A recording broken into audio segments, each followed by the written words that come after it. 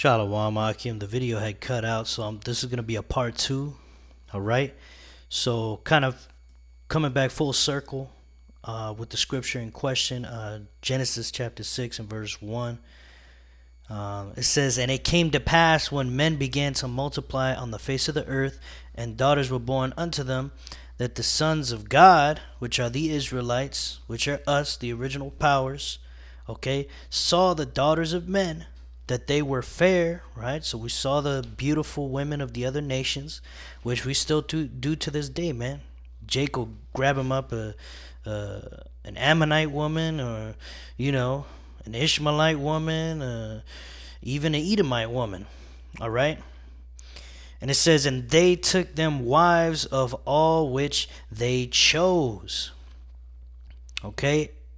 So right there, it's showing you that the sons of God, decided to take wives of the daughters of men.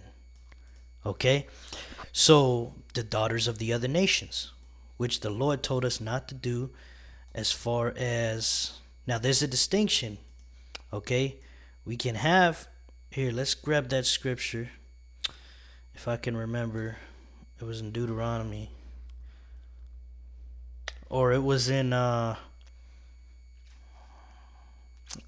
Deuteronomy, but basically it says, like, the daughters of men, it says, "Don't take wives of the other nations, because they'll turn away your heart." The Lord said that because that's what happened to Solomon, right? But there's another scripture in there, and this is why you got to read all the scriptures and not cherry pick, right? There's a scripture that says, in a war, once you conquer another nation, that you can take the women of that nation and make them your wives.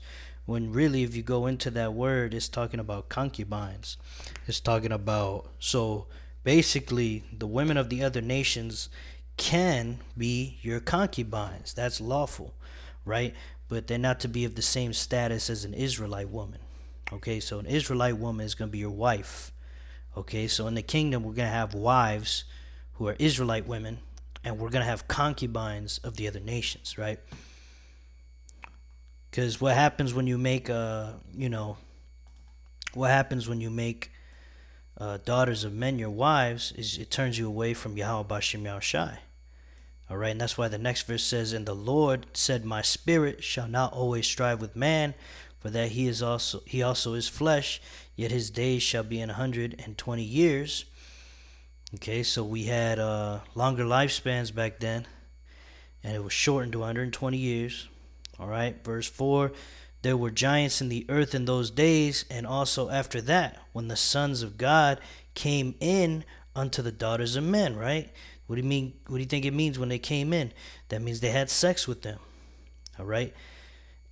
"And they bare children to them.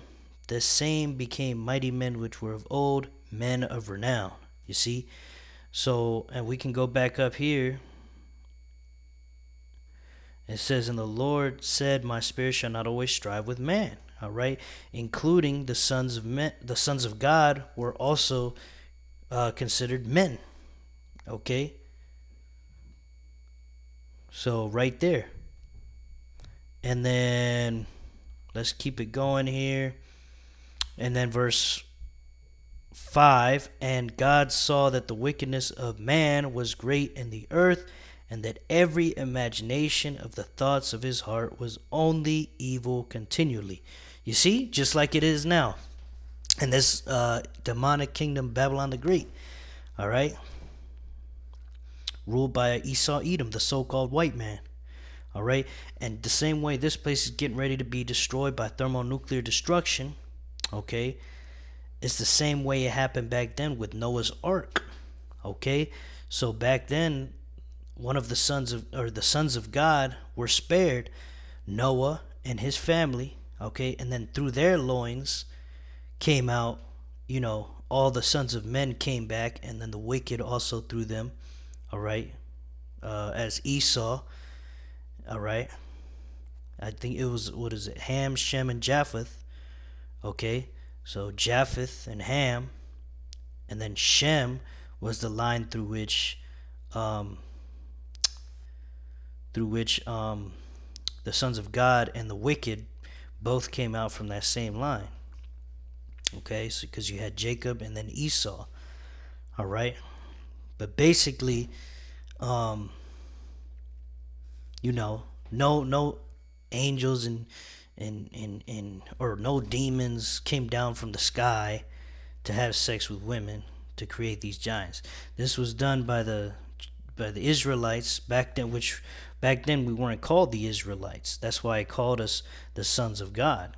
You see, because if this was, later on in the future, it would have just referred to us as Israelites. All right, but this is before Israel was even created.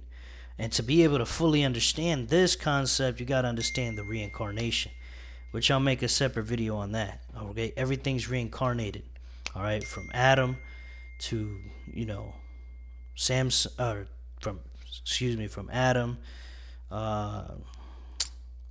to Solomon to Yahushai.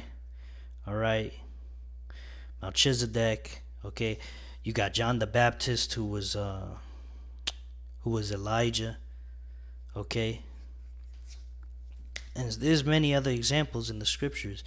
Everyone gets reincarnated through the seed line of their father. That's why it's all about a seed line thing. It's all about the Israelites from the seed of their fathers, the pedigrees of their fathers. All right, so basically the sons of God back then reincarnated today as the Israelites, and the daughters of men and the sons of men reincarnated today as the sons and daughters of the other nations. The so-called Chinese, Japanese, all them, the Africans, the Arabs, those are the other nations. And then Cain, who was in the book of Genesis, came back as Esau. Okay? After the flood, he came back as Esau. Him and his people came back as Esau. All right? So that's pretty much how it goes. It's not no angels and demons coming down from the sky to have sex with women. So I believe that's it. So with that, I hope that lesson was edifying to the hopeful elect. And until next time, I say shalom.